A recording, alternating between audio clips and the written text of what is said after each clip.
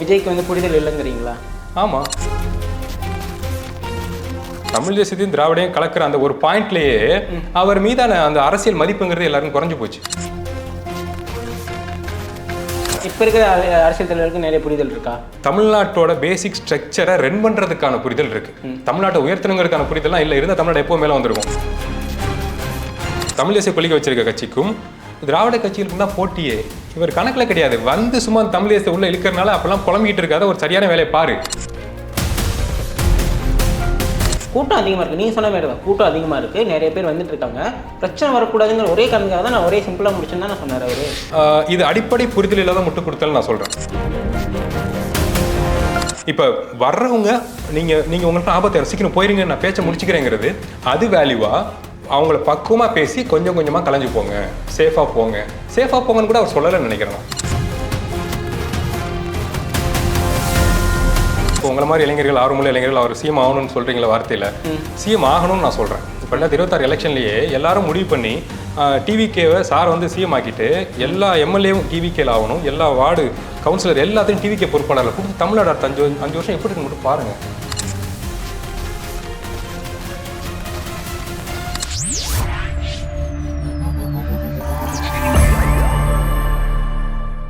வீரா tax நேயர்களுக்கு வணக்கம். இன்றைக்கி நம்ம கூட யூடியூபோட ரியல் ஓஜி ஒருத்தர் வந்திருக்காரு.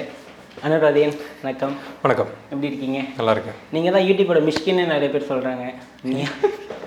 ஏன் இல்லை, ஆக்சுவலாக மிஷ்கின் வந்து படத்தில் வந்து எல்லாத்தையும் சொல்லுவார். நீங்கள் யூடியூப்லேருந்து எல்லாத்தையும் கரைச்சி குடிச்சு எல்லா விதமான இதுலேயும் நீங்கள் தான் இருக்கீங்க.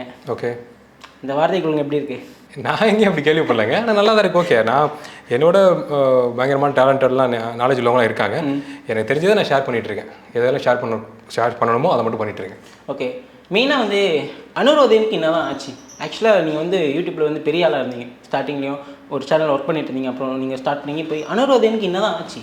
என்னாச்சுன்னா எல்லாம் உட்காந்து பேசிகிட்டு இருக்கேன் நினைக்கிறேன். இல்லை, நான் வந்து இப்போ எப்படின்னா ஒரு பெரிய கிரியேட்டர் நீங்கள், இப்போ வந்து உங்கள் சேனலும் ஆக்சுவலாக டவுன் ஆகிடுச்சு இல்லையா? ஹேக் ஆகிடுச்சு. என்ன தான் அந்த சதிகள் வேலைக்கு என்ன தான் நடந்துச்சு உங்களுக்கு? அது நமக்கு புரியுதுங்க. ஓகே, இந்த நேரத்தில் இது பிளான் பண்ணி பண்ணுறாங்க அப்படிங்கிறப்ப நம்ம அதுக்கான ட்ரை பண்ணி பார்க்குறோம். ரொம்ப டஃபாக இருக்கிறப்ப சில் தான், நம்ம பார்த்துக்கலாம். சர்வே வரதுக்கு நிறைய ஐடியா இருக்குது. இப்போ லிட்டரலி ஒரு 10-12 வருஷமாக சென்னையில் இருக்கோம். யூடியூப்ங்கிறது ஒரு 8 வருஷமாக ட்ரை பண்ணிவிட்டு ஒரு ஐடியா இருக்குது. சினிமாலேயும் ஒரு 5-6 வருஷமாக பண்ணிகிட்டு இருக்கோம். ஸோ அப்போ அதுக்கான பேசிக் ஐடியா ஒன்று இருக்கும்ல, எப்படி சர்வே மோடுன்னு ஒன்று இருக்கும்ல. ஸோ அதை நான் பார்த்துட்டு கூலாக சில்லாக தான் இருக்கேன்.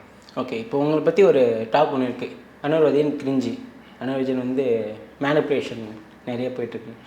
நீங்கள் நிஜமாக இப்படி தான் பண்ணுறீங்களா? ஆமாம், அதை விளக்கம் கொடுக்கவே தேவையில்லைங்க யாருக்கும். நம்ம ஜாலியாக இருந்துட்டு போயிடலாம். நான் அப்படி இல்லை, நான் அப்படின்னு விளக்கம் யாருக்குமே கொடுக்க தேவையில்லை. கொடுத்து டைம் தான் வேஸ்ட்டு. இருக்க லைஃப்பில் நம்ம ஜாலியாக சிரிச்சிட்டு ஃப்ரெண்ட்ஸ் கூட, நெருக்கமான நம்பிக்கையான ஃப்ரெண்ட்ஸ் கூட ஜாலியாக இருக்குமா அப்படிங்கிறதான் விஷயம். நான் அதில் ரொம்ப சூப்பர் கம்ஃபர்டபுளாக இருக்கேன். ஸோ யார் என்ன சொன்னாலும் ஆமாம் தான். எல்லோரும் வந்து உங்கள்கிட்ட காசு கொடுத்து இப்படி பேசுங்கன்னு சொல்கிறாங்களாமே, அப்படியா? எந்த விஷயத்தை பற்றி? இப்போ டிவிகே பற்றிலாம் பேசியிருந்தீங்க. ஓகே, ஆப்போசிட்டாக விஜய் சார் எவ்வளோ காசு வாங்கியிருப்பேன்னு சொல்லுங்கள் பார்ப்போம். என்ன டிவிகே பற்றி எடுத்து பேசுறதுக்கு நான் எவ்வளோ காசு வாங்கியிருப்பேன் சொல்ல முடியாது. ஒரு 1 லட்சம் 2 லட்சம் அவ்வளோக்கெல்லாம் பேசுவேன். 1 கோடி கொடுங்க, நான் பேசுகிறேன். ஓகே, 1 கோடி. 1 கோடி கொடுத்தீங்கன்னா டிவிக்கை பற்றி ஆப்போசிட்டாக ஸ்ட்ராங்காக பேசுவேன். ஸோ அதுதான் விஷயம். 1 லட்சத்துக்கு நான் பேச மாட்டேன். இல்லை, ஆனால் நிறைய வந்து நீங்கள் ஆப்போசிட்டாக தான் பேசுகிறீங்க. இப்போ விஜய்க்கு ஆப்போசிட்டாக தான் நிறைய பேசுகிறீங்க. இந்த ஆதரிச்சு அதில் என்ன தப்பு இருக்குது? நீங்கள் நியாயப்படுத்தி நீங்கள் பேசுங்க. டிவிக்கை பற்றி நான் பேசுகிறேன். பாயிண்ட் இப்போ அவர் வந்து நீங்கள் சொன்னது என்னன்னா, டிவிக்கு வந்து எந்த ஒரு அரசியல் பின்னணியும் இல்லாமல், அரசியல் அறிவும் இல்லாமல் உள்ளே வந்துட்டாங்க, சினிமா ஃபேன்ஸை மட்டும் வச்சு உள்ளே வந்துட்டாங்க அப்படின்னு சொல்லியிருந்தீங்க. அந்த கருத்து ஏற்றுக்க முடியாது இருக்கா? நீங்கள் சொல்லுங்கள். சரி, இப்போ டிவிக்கேவோட கொள்கை என்ன? அவரே சொல்லியிருந்தாருங்க, நிறைய இதில் சொல்லியிருந்தாரு. ஐயோ, கொள்கை திடீர்னு மறந்து போச்சு எனக்கு. நானே சொல்கிறேன், திராவிடம் தமிழ் தேசம் ரெண்டையும் கலந்து அரசியல் பண்ணலாம் அப்படின்னு சொல்கிறாரு. அது தமிழ்நாட்டில் பாசிபிளே இல்லையே. இது என்ன? தமிழ்நாட்டோட பேர் என்ன? தமிழ்நாடு, தமிழகம் தானே. ஸோ திராவிடங்கிற கொள்கை சப்போர்ட் பண்ணியிருக்கு. கடந்த 50-60 வருஷங்களாக ஆட்சி பண்ணியிருக்கு.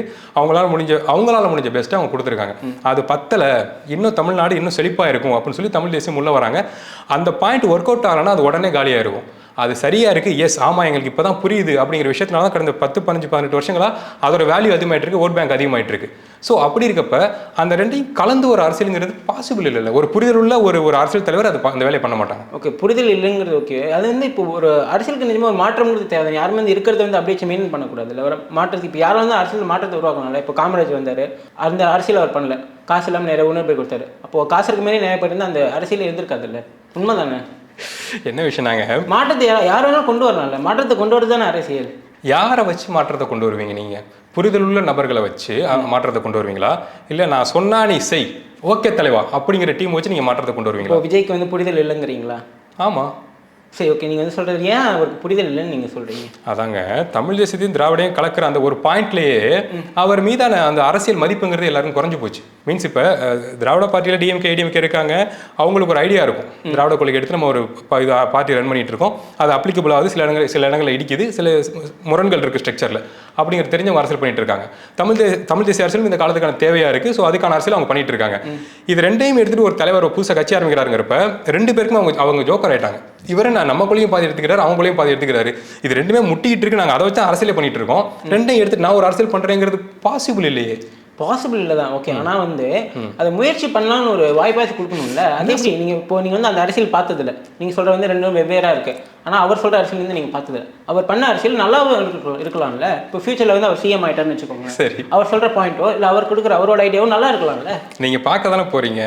நான் அதான் சொல்லுவேன் இன்டர்வியூலாம் தாராளமாக. இப்போ உங்களை மாதிரி இளைஞர்கள், ஆர்வமுள்ள இளைஞர்கள் அவர் சிஎம் ஆகணும்னு சொல்கிறீங்களா வார்த்தையில், சிஎம் ஆகணும்னு நான் சொல்கிறேன். இப்போ 2026 எலெக்ஷன்லேயே எல்லாரும் முடிவு பண்ணி டிவிகேவை சார் வந்து சிஎம் ஆக்கிட்டு எல்லா எம்எல்ஏவும் டிவிகேல ஆகணும், எல்லா வார்டு கவுன்சிலர் எல்லாத்தையும் டிவிகே பொறுப்பாளர்கள் கொடுத்து தமிழ்நாடு அடுத்த 5 வருஷம் எப்படி இருக்கு மட்டும் பாருங்கள், சூப்பராக இருக்கும். புரியல சீரியஸ்லி நான் சொல்கிறேன். ஏன்னா உங்களுக்கு புரியுதா, ஒரு அரசியல் தலைவர் மேடையில் வராரு, ரேம்ப் வாக் வராப்புல, ஸ்டில் அவர் ஹீரோங்கனால அந்த விஷயத்தை பண்ணுறாரு. வேறு எந்த அரசியல் தலைவர் ரேம்ப் வாக் வரமாட்டாங்க மாநாட்டில். அவரை பிடிச்சிருக்கு, ஓகே நான் உங்களுக்கு வைப் கொடுத்து ஸ்டார்ட் பண்ணுறேன் இப்போ ஸ்பீச்சை அப்படிங்கிறதுக்காக வராப்புல. அதில் அவங்க தொண்டர்கள் என்னென்ன பண்ணுறாங்க பார்க்குறீங்களா? பனைமரத்தில் ஏறிக்கிட்டு, அந்த கிரீஸ் போட்ட பைப்பில் ஏறிக்கிட்டு, பவுன்ஸை தூக்கி எரிஞ்சாலும் அவங்க கூட முட்டிக்கிட்டு ஓடிக்கிட்டு, இப்படி இருக்கவங்களை வச்சு நீங்கள் அரசியல் பண்ணி தமிழ்நாட்டில் மாற்றத்தை கொண்டு வர முடியும்னு நினைக்கிறீங்களா? அது அவர் மேலே 2-3 நாள் தானே பண்ணுறாங்க. இப்போ வந்து நீங்களே ஒரு விஷயம் சொன்னீங்க, இப்போ உங்களுக்கு ரொம்ப பிடிச்ச ஒரு நபர் வர்றாரு, நீங்கள் அவரை பார்க்குறதுக்கு இந்த எக்ஸ்ட்ரீமெல்லாம் நீங்கள் போவீங்க தானே. அதே தான் அவங்களோட ஃபேன்ஸுக்கும் இல்லை ரொம்ப நல்லா பார்க்கணும்னு நினச்ச ஒரு ஆள் வராரு, அதில் போட்டில் அது எப்படி நீங்கள் இந்த விஷயத்தை வச்சு அவருக்கு வந்து அரசியலுக்கு வந்து இதெல்லாம் வந்து வேலைக்கு ஆகுதுன்னு எப்படி சொல்ல முடியும் உங்களால்? சரி ஓகே, முக ஸ்டாலின் வந்தாலும் நிறைய பேர் முட்டிட்டு வராங்க, முட்டிட்டு போயிட்டு என்ன பண்ணுறாங்க, சாரை பார்க்குறதுக்கு ஆர்வமாக நிறைய பேர் இருப்பாங்க, கூட்டம் கூடும் இல்லை. அதேமாரி தான் நம்ம விஜய்க்கும். இப்போ வந்து நீங்கள் என்ன சொல்கிறீங்கன்னா, விஜய் வந்து ஒரு இந்த சினிமாலேருந்து வந்து ஒரு ஆள், அவருக்காக வந்து ஜெயிக்கவே முடியாதுங்கிற ஒரு விமத்தை தான் கொண்டு வரும். ஜெயிக்கவே முடியாது, ஜெயிக்கவே கூடாது நான் சொல்லலைங்க, அதுதான் தப்பாக புரிஞ்சுட்டு பேசுகிறாங்க. அரசியல் புரிதலை உண்டாக்கிட்டு தாராளமாக அரசியலுக்குள்ள வாங்க, சேர்ந்து தமிழ்நாட்டில் உள்ள இளைஞர்களை 4-5 பர்சன்ஸாக மாற்றலாம்னு நான் சொல்கிறேன். இப்போ இருக்கிற அரசியல் தலைவருக்கு நிறைய புரிதல் இருக்கா? புரிதல் இப்போ எப்படி நான் சொல்கிறது, இப்போ இருக்க அரசியல் தலைவர்கிட்ட புரிதல் இருக்கான்னு கேட்குறீங்களா? தமிழ்நாட்டோட பேசிக் ஸ்ட்ரக்சரை ரன் பண்ணுறதுக்கான புரிதல் இருக்குது. தமிழ்நாட்டை உயர்த்தணுங்கிறதுக்கான புரிதல்லாம் இல்லை, இருந்தால் தமிழ்நாடு எப்போ மேலே வந்திருக்கும். அந்த பேசிக் ஸ்ட்ரக்சரை ரன் பண்ணுறதுக்கான அடிப்படை இருக்குல்ல. இப்போ பிஜேபி வரக்கூடாதுன்னு அவர் சொல்கிறாப்புல, பிஜேபி கொள்கை எதிரிங்கிறாரு. அதை தாண்டி அவர் என்ன பேசுகிறாரு? எதனால கொள்கை எதிரியாக இருக்காங்க? தமிழ்நாட்டுக்குள்ளே பிஜேபியோட உள்ளவங்க வராங்க அப்படிங்கிறப்ப என்னென்ன சிக்கல்கள், ப்ராக்டிக்கல் சிக்கல் என்ன இருக்குங்கிறத அவர் என்ன சொல்கிறாரு? பிஜேபி கொள்கை எதிரிங்கிறார். அதை தாண்டி உள்ள ராவாக பேசுங்க நான் சொல்கிறேன், ஒரு விஷயத்தையும் டீப்பாக பேசுங்க நான் சொல்கிறேன். எல்லா விஷயத்திலும் ஒரே இடத்துல பேசுகிற வந்து இப்போ ஒரு பிரச்சனை நடக்குதுன்னா எல்லா விஷயத்துல வந்து அவர் பிஜேபி பற்றி பேசணும்னா ஒரு 2 வருஷத்துக்கு பேசலாம், அந்த அளவுக்கு பிரச்சனை போயிட்டு இருக்கு. அப்படிங்கும்போது எல்லா பாயிண்ட்டையும் எடுத்து எப்படி ஒரே நேரத்தில் பேச முடியும்? நீங்கள் ஒரு பிரச்சனை பற்றி பேசுறீங்கன்னா அதுக்குள்ளே டீப்பாக போய் உங்களால் பேச முடியுமா? மேலோட்டமாக ஒரு விஷயம் இந்த நடக்குதுனால இங்கே வரக்கூடாதுன்னு தானே பேச முடியும் உங்களாலுமே. நான் சொல்றது எல்லா விஷயத்தை பத்தியுமே யார் உட்காந்தாலும் ஒரு வருஷத்துக்கு பேசலாம், ஆப்போசிட்ல இருக்கவங்க கேட்குற மைண்ட்ல இருக்காங்க பட்சத்தில் பேசலாம். ஆனா உங்களுக்கு அந்த விஷயத்தை பத்தின எவ்வளவு நாலேஜ் இருக்குங்கிறத நாங்க தெரிஞ்சுக்கணும்ல, அதுக்காகவாது நீங்க பேசணும்ல. ஒரு காமன் நேரமா ஒரு விஷயத்தை பத்தி பேசணும்ல. கொள்கை எதிரி, அந்த எதிரி, இந்த எதிரி ஸ்கிப் பண்ணி சரி விடுங்க, எல்லாத்தையும் விடுங்க. நீங்க வேற மூணு கேள்வி கேட்டுட்டு இருக்கீங்க. ஸ்டில் நான் சொல்றேன், 35 நிமிஷம் போதுமா ஒரு பேச்சு மாநாடுக்கு? தேவையில்ல. உங்களுக்கு ஓகேவா அது? இல்லதான் ஓகே இல்லதான். 35 நிமிஷம் ஒரு பேச்சா? யூடியூப் வீடியோ கூட இப்போ பாட்காஸ்டா 40 நிமிஷம் 50 நிமிஷம் 1.5 மணி நேரம்லாம் போகுது. லோகேஷோட இன்டர்வியூ போகுது 3 மணி நேரம்லாம் பேசிட்டு இருக்காரு அவரு. அவர் ஒரு ரீசன் சொல்லியிருந்தாரு, கூட்டம் அதிகமாக இருக்குது. நீங்கள் சொன்ன மாதிரி தான், கூட்டம் அதிகமாக இருக்குது, நிறைய பேர் வந்துட்டு இருக்காங்க, பிரச்சனை வரக்கூடாதுங்கிற ஒரே காரணத்துக்காக தான் நான் ஒரே சிம்பிளாக முடிச்சுன்னு தானே சொன்னார் அவர். இதை சொன்னாரா அவர்? ஐ மீன் அந்த டாக் தானே போயிட்டு இருக்கு அவங்க சைட்லேருந்து. உண்மையா இல்லையா? அது உண்மையாக இருந்தால் அதோட ஃபன்னு வேறு எதுவுமே இல்லைங்க. உங்கள் பேச்சை கேட்க நிறைய பேர் வர்றாங்கிறப்ப நிறைய பேர் வந்துட்டீங்க, போங்க டைம் ஆச்சுன்னா என்னது இது அடிப்படை புரிதல் இல்லாத முட்டு கொடுத்தல் நான் சொல்கிறேன். ஏன்னா இப்போ வர்றவங்க நீங்கள் உங்கள்கிட்ட ஆபத்து சீக்கிரம் போயிருங்க, நான் பேச்சை முடிச்சுக்கிறேங்கிறது அது வேல்யூவா? அவங்கள பக்குவமாக பேசி கொஞ்சம் கொஞ்சமாக கலைஞ்சு போங்க, சேஃபாக போங்கன்னு கூட அவர் சொல்லலைன்னு நினைக்கிறேன் அன்னைக்கு மாநாட்டில். ஸோ அப்படி இருக்கப்ப எதுவுமே இல்லாமல் பதட்டத்தில் ஹேங் ஆகி பேச்செல்லாம் ட்ராப் ஆகி மீன்ஸ் எனக்கு தெரிஞ்சு நான் அவரை தப்பு சொல்லலை, அந்த ரேம்பில் நடந்த குழப்பம் இருக்குல்ல அதில் சார் கொஞ்சம் ஒரு மாதிரி டென்ஷன் ஆகிட்டாப்புல. என்னடா அப்படி பண்ணுறீங்க அப்படின்னு. ஏன்னா பவுன்சர் வந்து தூக்கி போகிறத அவர் பார்த்துட்டார், என்னடா பண்ணுறீங்கன்னு டென்ஷன் ஆகிட்டார். ஏன்னா எப்படி பார்த்தாலும் ஃபேன் தானே, அவரை பார்க்க வந்திருக்காங்க. இது ஃபுல்லாக எத்தனை கிட்டத்தட்ட 20-30 கேமரா லைவ்ல போயிட்டு இருக்கு, என்ன பண்ணுறீங்கன்னு சொல்லி பதட்டம் ஆயிட்டார் சார். ஸோ அதில் அவர் கொஞ்சம் ஜாம் ஆயிடுச்சு அவரோட ஸ்பீச். அதான் ரீசன். ஸ்டில் இருந்தாலுமே கொஞ்சம் அவர் ஸ்ட்ராங்காக பேசியிருக்கலாம்னு என்னோட கருத்து. ஸோ அதுதான் எனக்கு ரொம்ப வருத்தமாக இருக்குது. ஆமாம், ஒரு நிமிஷம் நிறைய விஷயம் பேசலாம், நான் மேலோட்டமாக பேசினார். ஆனால் அவர் நிறைய குரல் கொடுக்குறாரு தானே. நீங்கள் வந்து மொத்தமாக சொல்கிறது என்னன்னா விஜய் வந்து அரசியல் புரிதல் இல்லை, ஒரு அரசியல் அறிவு இல்லை, ஒரு சினிமா நபர் எப்படி வந்து அரசியல் வர முடியும். ஏன்னா சினிமாலேருந்து வந்தவங்க நிறைய பேர் இப்போ அரசியல் இருந்தாங்க. மெயினாக விஜயகாந்த் சார் சொல்லணும்னா அவர் வந்து சினிமாவில் வந்து அரசியலில் ரொம்ப நல்ல பேர் வாங்கின ஒரு மனிதன். அப்படி அவங்களுக்குலாம் அவ்வளோ இது இருக்கும்போது எப்படி நீங்கள் விஜய்க்கு மட்டும் நீங்கள் வந்து பர்டிகுலர் விஜய் மட்டும் புரிதல் இல்லைங்கிற வேர்டு வந்து எப்படி வருது? என்ன விஷயம்னா ஆக்சுவலாக ஏன் புரிதல் இல்லைன்னு சொன்னால் ஒரு புரிதல் இல்லை, அதான் நம்பர் ஒன் ரீசன். என்ன சொல்கிறேன் அப்படின்னா, அவர் இப்போ பொலிட்டிக்கல் பார்ட்டி ஸ்டார்ட் பண்ணுறதுக்கான காரணம் என்ன, மக்களுக்கு பண்ணணும்னு சொல்லுவார். தமிழ்நாட்டோட தேவையா, டிவிக்குன்னு ஒரு பார்ட்டி உருவாகணுங்கிறது தமிழ்நாட்டோட தேவையா? ஒரு நடிகன் இத்தனை வருஷமாக தமிழ் சினிமாவில் நடித்து வந்து ஃபேன் ஃபாலோயிங்கை வளர்த்து வந்து அவர் தமிழ்நாட்டுக்கு தலைவராக வந்து தமிழ்நாட்டை காப்பாற்றணும்னு தமிழ்நாட்டோட டிசைனா? மக்கள் அதை தான் எதிர்பார்த்துட்டு இருக்குமாங்கன்னா அது கிடையாது. அவங்களோட ஃபேன்ஸ் ஃபாலோவர்ஸ் நம்மளோட தலைவர் அரசியலுக்கு வந்துட்டாரு, நாங்கள் சப்போர்ட் பண்ணுறோங்கிற மூலம் தான். மற்றபடி தமிழ்நாட்டுக்கு ஒரு அரசியல் சினிமாலேருந்து வந்து ஒரு ஹீரோ காப்பாற்றணுங்கிற தேவை கிடையாது. தமிழ்நாட்டுக்கு ஒரு தமிழ் குடிமகன் வந்து காப்பாற்றினாலே போதும், அவங்களுக்கு தான் மண்ணோட அருமை எல்லாமே தெரியும். ஸோ அப்படி இருக்கப்போ அவர் ஹீரோவாக இருக்காரு, தமிழராக இருக்காரு, தாராளமாக வரட்டும், அது பிரச்சனை இல்லை. ஆனால் நாலேஜ் உள்ள பர்சனாக இருந்தால் நான் 200% சப்போர்ட் பண்ண தானே போகிறேன். எனக்கு அவரை எடுத்து என்ன ஆக போகுது? ஈவன் நம்ம சினிமாவில் ட்ரை பண்ணிருக்கோங்கிறப்ப சில பேர்லாம் செத்துறாங்க, என்ன விஜய் சாருக்கு ஆப்போசிட்டாக பேசிட்டு இருக்கீங்க அப்படின்னு. பேசிக்காக தானே நம்ம என்னதான் நடிப்பு துறையில் நமக்கான விஷயங்கள் தேடிட்டு இருந்தாலும் வாழ்றது தமிழ் மண்ணு தமிழ்நாடு தானே. ஸோ அது சரியான நபர்கள் கையில் இருந்தால் சந்தோஷங்கிற பேசி தான் நம்ம பேசுகிறோம். விஜய் அதுக்கு சரியான ஆள் இல்லையா? இப்போ சரியான ஆள் இல்லை, இன்னும் ரெடி ஆகலைன்னு நான் சொல்கிறேன். சரி, நீங்கள் சொல்லுங்கள், விஜய்க்கு வந்து என்னென்ன அரசியல் அறிவுலாம் இன்னும் தேவைன்னு நீங்கள் நினைக்கிறீங்க? அவர் தமிழ் தேசியத்தையும் திராவிடத்தையும் சேர்த்தே முதல்ல கொள்கையை உண்டாக்க மாட்டார், அது நம்பர் ஒன். அப்புறம் பிஜேபி எதிர்க்கிறார்ல, அதுக்கான ஸ்ட்ராங்கான ரீசன் சொல்லணும். இப்போ டிஎம்கே பொலிட்டிக்கல் பார்ட்டி எதிர்க்கிறார் அப்படின்னா அந்த சாஃப்டானது இருக்குல்ல, அங்கிள் ஸ்டாலின் அங்கிள், லஞ்சம், ஊழல், பரந்தூர், இதெல்லாம் மேலோட்டமான சிக்கல்கள். இது நமக்கும் தெரியும், நம்மளும் மைக் கொடுத்தா பேச தான் போகிறோம். அதை தாண்டி ப்ராக்டிக்கலாக இருக்க சிக்கல். இப்போ எப்படி சொல்கிறது, கட்சித்தீவை மீட்கணும் அப்படிங்கிறாப்புல, அதுக்கான ப்ராக்டிக்கல் பாசிபிலிட்டிஸ் என்னங்கிறத பேசணும். மீட்டு கொடுங்க போதும், எங்கள் மீனவர்கள் செத்து போயிட்டாங்க, இதை நானும் பேசுவேன், நீங்களும் பேசலாம். அதுக்கான ப்ராக்டிக்கல் பாசிபிலிட்டிஸ் என்ன, ஏன் இத்தனை வருஷமா பண்ண முடியல, அதுக்கான சிக்கல் என்ன, அதுக்கு நாங்கள் இப்போ நீங்கள் பண்ணாட்டி இதுதான் பண்ணலாமே, நீங்கள் ஏன் பண்ணல, இல்லை நாங்கள் இந்த இடத்துல ப்ரெஷர் கொடுப்போம் அப்படிங்கிற விஷயத்த சொல்லணும்ல. என்ன நீங்கள் பண்ண போகிறீங்க, உங்களுக்கு அந்த விஷயத்தை பற்றி என்ன நாலேஜ் இருக்குங்கிறத நீங்கள் ஃபுல்லாக சொல்லாட்டியும் கொஞ்சமாவது சொல்லுங்கன்னு நான் கேட்குறேன். சரி, ஓகே. இப்போ வந்து பிஜேபி அவர் இருக்குன்னு சொன்னது வந்து எல்லாரும் ஏற்றுக்கக்கூடிய ஒரு விஷயம் தானே. ஏன்னா பிஜேபி நிறையா டூயம் பண்ணிட்டு இருக்காங்க, நிறைய பிரச்சனை பண்ணிட்டு இருக்காங்க. இப்போ அவர் சொன்னால் ஒரு இம்பாக்ட்ங்கிறது கிரியேட் ஆக தானே செய்யும். ஆக்சுவல் ஃபேக்ட் என்ன அப்படின்னா, இவங்க இப்போ தமிழ்நாட்டில் நிறைய அரசு தலைவர் புரியாமல் பேசிட்டு இருக்காங்க. இப்போ பிஜேபிக்கு ஆப்போசிட்டாக நீங்கள் பேச மக்கள் கவனிச்சுக்கிட்டு இருக்கப்ப அவங்க பார்க்குறாங்க, ஏன் பிஜேபி எல்லாம் எதுக்குறாங்க, என்னதான் விஷயம், தமிழ்நாட்டுக்கு பிஜேபி வந்தால் என்ன ஆயிரப்போகுது அப்படின்னு சொல்லி பார்க்குறப்ப தமிழ்நாட்டில் இருக்க பிஜேபி தலைவர்கள் அவங்க முன்னெடுக்கிற நடவடிக்கைகள், அவங்க பேசுகிற விஷயங்கள் அதெல்லாம் கேட்குறப்ப சில பேருக்கு பிடிக்காம போனாலும் சில பேருக்கு ஆமாம் இல்லை இவங்க ஒரு விஷயம் பண்ணிட்டு இருக்காங்க, இது நல்லா இருக்கேன்னு சொல்லி இவ்வளோ பேர் பேசுறதுனால ஆக்சுவலாக பிஜேபிக்கு வந்து ஓட் பேங்க் அதிகமாயிட்டு இருக்கு. ரியாலிட்டி அதுதான். பிஜேபி இப்போ நடந்த எலெக்ஷனில் ஒரு இடத்துல கூட ஜெயிக்கலைங்கிறது பிரச்சனையே கிடையாதுங்க. கவுண்ட் ஒருத்தர் மாறினா கூட அவன் ஸ்ட்ராங்காக மாறுறான், அவனுக்கு அது பிடிச்சிருக்கு. என்னது இங்கே கடவுளே இல்லைங்கிறாங்க, இவங்க கடவுளை இவ்வளோ தூக்கி வச்சு கொண்டாடுறாங்க, நல்லா இருக்கே நம்ம போயிடலாமே அப்படின்னு சொல்லி பல பேர் மாறி நானே பார்த்துருக்கேன். இல்லை, நீங்கள் சொல்கிற பாயிண்ட் வந்து ஆப்போசிட். எப்படி ஒருத்தர் எதுக்குற ஒரு டீம் வந்து எப்படி நீங்கள் ஜெயிக்கும், நீங்கள் எப்படி சொல்கிறீங்க? ஜெயிக்குன்னு சொல்லலைங்க, க்ரௌட் போயிட்டு இருக்குங்கிறேன், கொஞ்சம் மாறிட்டு இருக்குங்கிறேன். இப்போ எப்படி சொல்கிறது, இப்போ பொலிட்டிக்கலாக பிஜேபியோட மீட்டிங் பார்த்தீங்கன்னாலும் தெரியும், அதுக்கு வர க்ரௌடாக இருக்கட்டும், இப்போ மதுரையில் நடந்த விஷயமா இருக்கட்டும், அந்த திருப்பரங்குன்றம் விஷயமா இருக்கட்டும், இவ்வளோ மக்களை நீங்கள் காசு கொடுத்து கூப்பிட்டாலும் அதை தாண்டி இவ்வளோ க்ரௌடை நீங்கள் சேர்க்க முடியாது. ஆன்மீகத்தின் அடிப்படையில் நீங்கள் காசு கொடுத்தாலும் மக்களை சேர்க்க முடியாது, விருப்பம் இருந்தால் மட்டும் தான் வருவாங்க. ஸோ தமிழ் தேசியம், தமிழ் கடவுள் அப்படிங்கிறலாம் தாண்டி அவங்க கடவுளுங்கிற மோடுக்கு போகிறாங்க. கடவுளை இவ்வளோ கொண்டாடுறாங்களே, நம்ம உங்களுக்கு புரியுது, எந்த கடவுளாக வேணா இருக்கட்டும், நான் சொல்றது இந்து கடவுளுங்கிற மோடில் சொல்கிறேன். அவங்க அந்த சைடு போகிறாங்க, இவ்வளோ கொண்டாடுறாங்க கடவுளை கொண்டாடுற ஒரு கட்சியாக இருக்குது. ஸோ நம்ம இந்த பக்கம் போகலாமே அப்படின்னு மக்கள் கொஞ்சம் கொஞ்சம் மாறிட்டு தான் இருக்காங்க. சரி, நீங்கள் இப்போ சொல்லுங்கள், இப்போ இருக்கிற தமிழ் கட்சி நிறைய கட்சிகள் இருக்குது, எந்த கட்சி சரியான வேலைகள் பார்க்குதுன்னு நீங்கள் நினைக்கிறீங்க? இப்போ ஆக்கப்பூர்வமாக ஒரு ஆர்ப்பாட்டம் போராட்டம், அதில் க்ரௌடு காமிக்கிறது, அதில் ஒரு பேச்சை கொடுத்து இம்பாக்ட் கொடுக்கறது, ஒரு புரிதல் உண்டாக்குறது நாம் தமிழர் கட்சி அதை பண்ணிட்டு இருக்காங்க. சீமான். ஆமாம், சீமான் அவர் வந்து நிறைய கதைகள் தானே சொல்லிட்டு இருக்காரு. எப்படி எந்த விதத்தில் கதைகள் இருக்கலாங்க, கதைகள் இருக்கலாம். ஆனால் அவரோட எனக்கு என்ன புரியலன்னா, அவரோட கதைகள் பொருந்தாத கதைகள், அதை மட்டுமே ட்ரோல் பண்ணுற நபர்கள் அவரோட ஃபுல் ஸ்பீச், அவரோட ஹிஸ்ட்ரி எடுத்து பார்த்துருக்காங்களா, அவர் மாநாடுகளில் பேசின பேச்சை பார்த்துருக்காங்க. இப்போ மரங்களுக்கான மாநாடு நடத்துறாரு, மாடுகளுக்கான மாநாடு நடத்துறாரு, அதை பற்றிலாம் யாரும் ஏன் பேசக்கூட மாட்டேறாங்க. ஏன்னா அது ஸ்ட்ராங்காக இருக்குது, வேல்யூவாக இருக்குது. அதை பேசினா வேல்யூ பரவிடும், அதை பற்றி 4 பேர் என்ன பேசியிருக்காருன்னு தேடி போயிடுவாங்க, அதனால பேச மாட்டேங்கிறாங்க. கோமாளி கதைகள் எல்லாரும் பேசியிருக்காங்க, எல்லாருக்கும் வாய் கொளருது, எல்லாரும் தப்பாக பேப்பர் வச்சு ஸ்கிரிப்ட் வச்சு படிக்கிறாங்க. ஸோ அப்படி இருக்கப்போ கம்பேரிட்டிவ்லி ட்ரோல் கண்டென்ட் பண்ண முடிக்கிறதுக்காக சார் வந்து ரொம்ப ட்ரோல் பண்ணுறதுலாம் ஏற்றுக்க முடியாது. சரி, ஒரு விஷயம் என்னன்னா, இப்போ சீமான் வந்து ரொம்ப ஆக்கப்பூர்வமாக பேசக்கூடிய நபர், ரொம்ப வந்து தன்னோட உணர்ச்சிகளை வெளிப்படுத்தி பேசிய ஒரு நபர் வந்து திடீர்னு கோமாளித்தனமாக பண்ணும்போது அவருக்கு எப்படி அந்த ஒரு புரிதல் இருக்கும் அவருக்குமே? ஏன்னா ரொம்ப ஒரு ஆக்ரோஷமாக பேசுகிற ஒரு ஆள் திடீர்னு வந்து காமெடி பண்ணிட்டு போய் சொல்லிட்டு இருக்கிற நபர் எப்படி ஏற்றுக்க முடியும்? உங்களுக்கான அந்த தகுதி இருக்கு. என்ன விஷயம்னா ஏற்றுக்கிறவங்க தான் ஏற்றுக்குவாங்க. இப்போ வீட்டில் ஹஸ்பண்ட் ஒய்ஃப் இருக்காங்க அப்படின்னா ஹஸ்பண்ட் 24/7 ரொமான்ஸாகவே இருக்க முடியாது, ஒய்ஃபும் 24/7 ரொமான்ஸாக இருக்க முடியாது. சில சமயம் அந்த கிராங்கியான விஷயங்கள் பண்ணுவாங்க தான். ஸோ அப்படி இருக்கப்ப பிடிச்சவங்களுக்கு பிடிக்குங்க, பிடிச்சவங்களுக்கு இதோட வேல்யூ தெரியும். ஒரு வேல்யூவான பர்சனா சில இடங்களில் கொஞ்சம் மிஸ்ஸாக பேசிட்டாரு, பாயிண்ட்ஸ் மிஸ் ஆயிடுச்சு அப்படிங்கிற மூலம் தான் பார்ப்பாங்க. மற்றபடி குறைகள் கண்டுபிடிக்கிறவங்க இருக்காங்கல்ல, அவங்க வாழ்நாள் முழுக்க குறை கண்டுபிடிச்சிட்டே இருப்பாங்க. நான் என்ன சொல்றேன்னா, பிடிக்கிறவங்களுக்கு பிடிக்கும், சீமான் சாரை சொல்றேன், பிடிக்கிறவங்களுக்கு பிடிக்கும், புரிஞ்சவங்களுக்கு பிடிக்கும், பிடிக்காதவங்களுக்கு பிடிக்கவே பிடிக்காதவரை. அவர் பண்றதுனால தான் பிடிக்காது. ஏன்னா அவர் ரீசெண்டாக கூட ஒரு ஸ்டார்டிங்லேயே ஒரு விஷயம் சொல்லி அவர் பண்றது எல்லாமே தாண்டி அவரை சில பேர்ல ஸ்கூல்ல பார்த்த சில பேர் பிடிக்காது இல்லை, இவனா அப்படிங்க ஒரு மோட் இருக்கும்ல, அப்படி அவரை பார்க்குற வரைக்கும் அவரை பிடிக்காது. ஆக்சுவலாக நானுமே ஒரு சீமான் சப்போர்ட்டர் தான். ஸ்டார்டிங்கில் அவர் பேசின வச்சு, அவர் மெயினாக விவசாயத்தை வச்சு பேசினது வச்சு எனக்குமே அவர் ரொம்ப பிடிச்சிருந்துச்சு. ஆனால் அவர் பேசுறது மாற்றி மாற்றி பேசுவார்.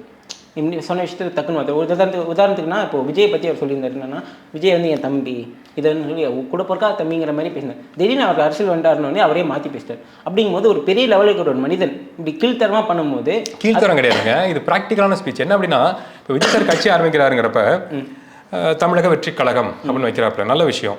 அதில் முழுக்க தமிழ் தேசிய கொள்கையை முன்னிறுத்தி அவர் கட்சி நடத்துறாருன்னா அவரை ஏற்றி யாரும் பேசியிருக்கவே மாட்டாங்க. அவர் இப்போ இத்தனை வருஷம் சார் கட்சி ஆரம்பிக்க முன்னாடிலேருந்து கடந்த 15 வருஷங்களா சீமான் சார் வந்து தமிழ் தேசிய கொள்கையை இளைஞர்களுக்கு இப்போ நீங்கள் கேட்டிருக்கீங்க பேச்செல்லாம், நானும் கேட்டிருக்கேன். ஸோ அவர் பல இளைஞர்கள் கேட்டிருக்காங்க. தமிழ் தேசியம்னா என்னங்கிற விஷயத்த புரிய வச்சிருக்காரு. அதுக்கப்புறம் நான் புத்தகங்கள் தேடி படிச்சு அதுக்கான புரிதல் வேற ஒன்று உண்டாகுதுன்னா வேற. ஆனால் தமிழ் தேசியம்னா என்ன, அரசியல்னா என்ன அப்படிங்கிறது, தமிழக அரசியல்னா என்னங்கிறது தமிழ் தேசிய ஐடியாலஜிலேருந்து புரிய வைக்கிறாருல. ஸோ அதை பண்ணி இளைஞர்கள் செட் பண்ணி வச்சிருந்தாரு. அதுக்கப்புறம் ஃபாலோ பண்ணுறாங்க பண்ணலாங்கிறது வேற. ஆனால் ஒரு விதையை போட்டது அவர் தான். மீன்ஸ் இளைஞர்கள்ட்ட ப்ராக்டிக்கலாக சோஷியல் மீடியா வாயிலாக நான் சொல்கிறேன், உறுதியான ஒரு விதையை போட்டது அவர் தான். அப்படி போட்டு ஒரு தமிழ் தேசிய சிந்தனை கொண்ட இளைஞர்களை உருவாக்கி வச்சிருக்கப்ப, நான் தமிழ் தேசியமும் வச்சிருக்கேன் என் கட்சிக்குள்ள, திராவிடத்தையும் வச்சிருக்கேன், வாங்க அப்படின்னா எவ்வளோ காண்டாகும் அவருக்கு வந்து பயம். விஜய் வந்து வந்துட்டாருன்னா தோத்துருவோமாங்கிற ஒரு பயத்துல தான் அப்படி பேசினார். அப்படி பார்த்தா கலைஞரையாவும் இல்லையா அவர் அண்ணா ஆக்சுவலாக வந்து ஸ்டார்டிங் வந்து விஜய் சீமான் சாருக்கு பயம்னா, கலைஞரையாவும் அம்மாவும் இருக்கப்ப ஏன் கட்சி ஆரம்பிச்சு ஆர்ப்பாட்டம் போராட்டம் பண்ணணும், தோத்துருவோங்கிற பயமா? அவருக்கு கொள்கையை மக்கள்கிட்ட சொல்லணுங்கிற பயம், கொள்கையை மக்கள்கிட்ட சொல்லணுங்கிற தேவை, அந்த தேவைக்காக அந்த கட்சி உருவாச்சு. ஸோ அதன் அடிப்படையில் தான் கட்சி இயங்கிட்டு இருக்கு. அந்த கட்சி வெற்றியை நோக்கி எங்களை கொள்கையை மக்கள்கிட்ட கொண்டு சேர்க்கணுங்கிற அடிப்படையில் இயங்கிட்டு இருக்கு. அப்படி இருக்க விஜய் சாரை பார்த்து பயங்கிறதெல்லாம் துளியும் பாயிண்ட் இல்லாத பேச்சு. அவரை பார்த்து இப்படி இவருக்கு பயம், ஒரு எந்த வகையில பயம்? ஏன்னா ஒரு பெரிய வந்து ரசிகர் பட்டாளத்தை கொண்டாடிட்டு வச்சிருக்கிற ஒரு நடிகர், தான் வந்தா ஜெயிச்சிரும்னு நினைக்கிற ஒரு நடிகர், ஜெயிச்சிடும் நம்பிக்கையே இருக்கு. தமிழ்நாடு கண்டிப்பா எம்எல்ஏ ஆயிரும் விஜய் சார். ஓகே, எம்எல்ஏ ஆகுவார், அது எங்களுக்கே தெரியும். ஆயிட்டாருன்னு சந்தோஷம் தான். ஆனா ஒரு பெரிய நடிகர், தமிழ்நாடு கொண்டாடுற ஒரு நடிகர், சூப்பர் ஸ்டாரையும் தாண்டி விஜய்னா ஒரு பெரிய பட்டாளம் வச்சிருக்க நடிகர் வந்தா தோத்துருவோம்னு பயம் இருக்கதானே செய்யும். போட்டி இல்லைங்க. இப்ப எப்படி சொல்றது, நாம் தமிழர் கட்சிக்கும் அந்த தமிழ் தேசிய கொள்கை வச்சிருக்க கட்சிக்கும் திராவிட கட்சிகளுக்கு தான் போட்டியே. இவர் கணக்கில் கிடையாது, வந்து சும்மா தமிழ் தேசத்தை உள்ள இழுக்கிறனால அப்பெல்லாம் குழம்பிக்கிட்டு இருக்காத, ஒரு சரியான வேலையை பாரு அப்படிங்கிற மூலம் சொல்றதானே தவிர, விஜய் சாரை பார்த்து சீமான் சாருக்கு பயப்படுறதுக்கான பேசிக் பாயிண்ட்ஸ் அவர் என்ன சொல்றது. விஜய் சார் வந்து குட்டி பேரா இருக்க போல இண்டஸ்ட்ரியில் இருக்கவர், மணிவண்ணன் சாரோட டிராவல் பண்ணவர் சீமான் சார். அவருக்கு இண்டஸ்ட்ரியில் தெரியாத ஆட்களே கிடையாது, அரசியல தெரியாத ஆட்களே கிடையாது. ஈவன் இப்போ திராவிட கட்சிகள் ஆப்போசிட்டான விஷயங்கள் அவர் எடுத்து பேசினாலும் அப்பவுமே அங்கேயே பெரியாரிய கொள்கைகள் பேசியிருக்காரு மேடைகள். அந்த பேச்சு நான் பார்த்துருக்கேன், நேரில் பார்த்துருக்கேன். ஸோ அப்படி இருக்கப்ப அவர் எந்த வகையில் ரேப்போல இருப்பார் அரசியலுங்கிறது எனக்கு தெரியும். அதனால ஒரு சின்ன விஷயம் இருந்து சொல்லாமான்னு தெரியல, சொல்லலாம். வந்து இப்போ அவர் வந்து சொன்னது என்னன்னா, எல்லா பள்ளிகளும் போய் கவர்மெண்ட் ஸ்கூல்ல படிக்க வைங்க, இது பண்ணுங்க, விவசாயம் பண்ணுங்கன்னு சொன்னாங்க. அவர் அதை பண்றாரா, அவர் பிள்ளைக்கு அதை பண்றாரா? ஆமா, அது பண்ணல.